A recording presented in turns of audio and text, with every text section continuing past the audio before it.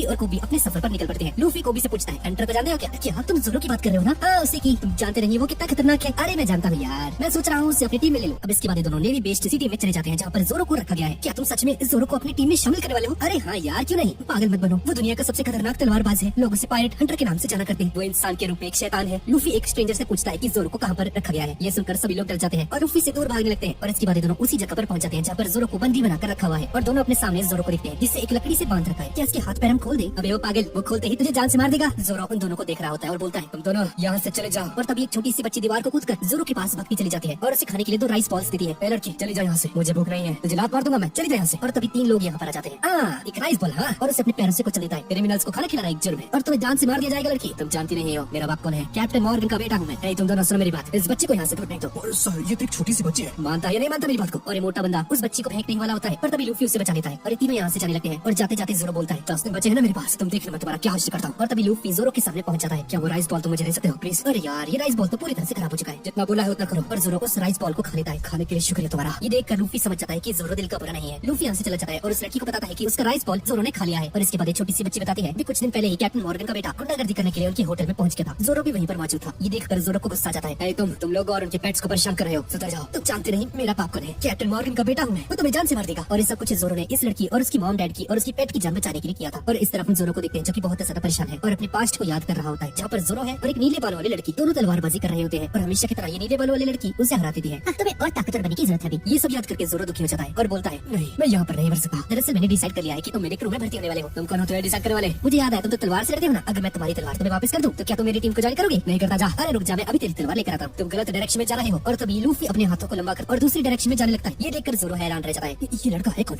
ये इंसान है या क्या है? और इस तरफ हम कैप्टन मॉर्गन को देखते हैं और यहाँ पर एक स्टैचू को रस्सियों की हेल्प से उठाया जा रहा होता है। और तभी मॉर्गन का बेटा चिल्लाते हुए यहाँ पर आता है, पापा एक बंदे ने मुझ पर हाथ उठाया। तो पिटने लायक ही है। मैं उम्मीद करता हूँ तूने उस छोटी बच्ची को मार दिया होगा, है ना? नहीं पापा जी, वो तो एक छोटी सी बच्ची थी ना, मैं उसे कैसे मार सकता था? कैप्टन मॉर्गन अपने सैनिकों को आदेश देता है, जल्दी जाओ टाउन में और उस छोटी सी बच्ची को मार के लाओ। और इस तरफ हम लूफी को देखते हैं जो कि जोरो की तलवार को ढूंढते हुए बेस की छत के ऊपर पहुंच जाता है। और लूफी हवा में उड़ते उड़ते कैप्टन मॉर्गन के सामने आ जाता है और इसे देखकर सभी लोग हैरान रह जाते हैं। अबे ये हवा में उड़ते हुए कैसे आ रहा है? ये क्या है? और लूफी की वजह से उस स्टैचू का एक हिस्सा पूरी तरह से टूट जाता है। सॉरी पाजी, गलती से हो गया। ये सब देखकर कैप्टन मॉर्गन बहुत ज्यादा गुस्सा हो जाता है। इसे पकड़ो, मैं इसे मार डालूंगा। और तभी लूफी कैप्टन मॉर्गन के बेटे के सामने आता है। ओए जल्दी मेरे साथ चल। और जोरो की तलवार दे मुझे। और उसे लेकर यहाँ से भाग जाता है। और इस तरफ वो भी जोरो को खोल रहा होता है। और जैसे ही जोरो की रस्सी खुलने वाली होती है तभी यहाँ पर बहुत सारे सैनिक आ जाते हैं और उन पर बंदूक तान देते हैं। और इस तरफ लूफी कैप्टन मॉर्गन के बेटे को मारते मारते उसके कमरे में लेकर जाता है और उससे पूछता है कि जोरो की तलवार में से कौन सी है। और इस तरफ जोरो के पास कैप्टन मॉर्गन भी पहुंच जाता है। नहीं मैं यहाँ नहीं मर सकता। पायरेट्स गोली चलाने ही वाले होते हैं कि तभी लूफी हवा में से उड़ते हुए यहाँ पर आ जाता है। सभी पायरेट्स लूफी पर गोलियां बरसा देते हैं पर लूफी रबड़ का बना हुआ है और गोलियों का इस पर कोई भी असर नहीं होता है। और लूफी जोरो को उसकी तीनों तलवारें दे देता है और मॉर्गन लूफी की उस एबिलिटी को देखकर हैरान रह जाता है। अच्छा तो ये है डेविल फ्रूट की ताकत। हाँ दरअसल एक डेविल फ्रूट के अंदर अलग अलग तरह की रहस्यमय शक्तियां होती है। सुनामी लाने की शक्ति, आग उगलने की शक्ति, शरीर को रबड़ बना देने वाली शक्ति जो कि लूफी के पास है, जो कि गम गम फ्रूट की वजह से हुआ है। लूफी ने गम गम फ्रूट खा लिया था, इसकी वजह से इसका शरीर एक रबड़ की तरह बन चुका है। लूफी जोरो की रस्सियां खोलने लगता है और तभी ये पायरेट्स इन पर हमला कर देते हैं। अबे ओ जल्दी से खोल दे इसे, मार देंगे। और जैसे ही जोरो की रस्सी खुलती है तो जोरो एक तलवार को अपने मुंह में रखता है और बाकी 2 तलवारों को अपने हाथों में पकड़ लेता है और सभी पायरेट्स के आगे खड़ा हो जाता है। वाह ये कितना कूल है, क्या बात है जोरो, कमाल ही कर दी। अगर तुम में से कोई भी हिला तो मारा जाएगा। ये बात सुनकर सभी के सभी लोग रोने लग जाते हैं क्योंकि सभी लोग जानते हैं कि जोरो कितना ज्यादा खतरनाक है। लूफी तुम्हें किंग ऑफ पायरेट्स बना है ना, तुम्हारी ही तरह मेरा भी एक सपना है, दुनिया का सबसे बेहतरीन तलवारबाज बनना। और तभी लूफी जोरो को नीचे झुकने के लिए कहता है और अपनी टांगों को लंबी कर सभी पायरेट्स पर हमला कर देता है। भाई साहब ये तुम कैसे कर लेते हो? लगता है मुझे ही कुछ करना पड़ेगा, तुम लोगों के बस की कुछ नहीं। लूफी भागकर मॉर्गन के पास जाता है और उसकी कुल्हाड़ी जैसे हाथ पर हमला कर देता है। तुम मुझे मारने की कोशिश कर रहे हो? क्या तुम जानते हो मैं कौन हूँ? मैं हूँ नेवी का captain x hand Morgan. Morgan अपने हाथ से लूफी पर हमला करता है पर लूफी हवा में जंप करके उसके अटैक को डॉज कर लेता है और उसे एक लात मारता है और मॉर्गन लुढ़कता हुआ पीछे जाकर गिरता है। ये देखकर कैप्टन मॉर्गन के सभी चेले हैरान रह जाते हैं। ये है कौन? और ये बच्चा हमारे कैप्टन को धो रहा है भाई, कमाल है। और तभी मॉर्गन का बेटा यहाँ पर आ जाता है और कोबी पर गन तान देता है। मेरे पापा को छोड़ दे वरना तेरा दोस्त नहीं बचेगा।